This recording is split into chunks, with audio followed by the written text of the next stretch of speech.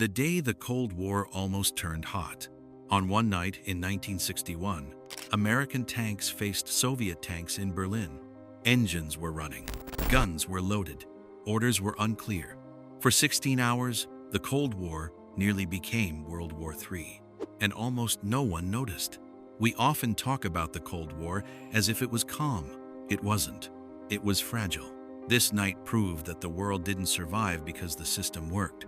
It survived because no one fired first. This isn't a story about ideology.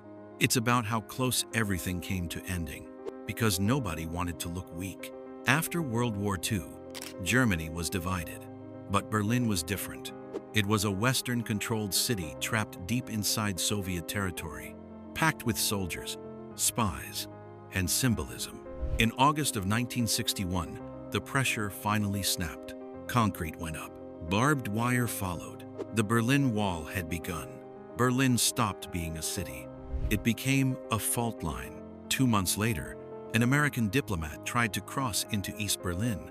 East German guards stopped him. That was the problem. By post-war agreement, only the Soviets had the authority to stop Americans, not East Germany. To Washington, this wasn't paperwork. It was a test. If the United States accepted this, it risked losing all its rights in Berlin. So the response followed Cold War logic. They sent tanks. If you enjoy history told through moments where everything could have gone wrong, subscribe to the channel, because what happens next is where things nearly spiral out of control. On October 27, 1961, 10 American tanks rolled up to Checkpoint Charlie. Minutes later, 10 Soviet tanks answered.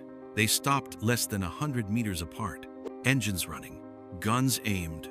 If one tank fired, the other would respond. Then air support, then missiles. This wasn't theory. Both sides already had nuclear weapons ready. Here's what made this moment truly terrifying. No one was fully in control. Local commanders waited on distant leaders. Leaders feared looking weak. Communication was slow and paranoid. Each side believed the same thing. If we back down, we lose everything. So the tanks stayed. Hour after hour, there was no announcement. Behind the scenes, quiet messages were sent.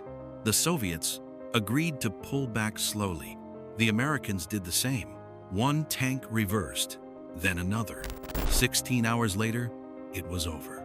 Not because the system worked, but because someone blinked. If this shocked you, the next episode goes even further. The man who stopped nuclear war by disobeying orders. Like the video if this changed how you see the Cold War. Subscribe for weekly stories about the moments history almost ended. And comment below, do you think nuclear war during the Cold War was inevitable or avoidable?